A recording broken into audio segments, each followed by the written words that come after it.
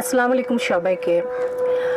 আমার বলবার অনেক কিছু আছে, সংক্ষিপ্ত করার কথা। আমি খেই হারাচ্ছি আমি কোনটা বলবো আর কোনটা বলবো না। আজকে আমার কিছু প্রশ্ন আছে সবার কাছে, দেশবাসীর কাছে তো করব না, যাদের কাছে করবার তারা বুঝে নেবেন। আমি ইতিহাসের শিক্ষক না, কিন্তু ইতিহাস জেনে বড় হয়েছি। মুখের ভাষা বাংলা বলতে পারি, সেই জন্য বোধহয় ভাষা আন্দোলনের শহীদরা শহীদ হননি।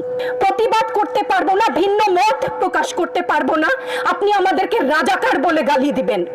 রাজাকারের বাচ্চা, এটা প্রকাণ্ড গালি, যত্রতত্র দেবেন না। আর আমার ছাত্র ছাত্রীদের গায়ে গুলি কেন? মেয়ে ছাত্র ছাত্রীদের উপর যে লাঞ্ছনা হয়েছে, তার বিচার বিধাতা করবেন, তার বিচারের জন্য আমরা নেমেছি। আপনারা আমাদের মুখ বন্ধ করতে পারবেন না। আমরা জন্মেছি একবার, মরবো একবার, ভয় দেখাবেন না।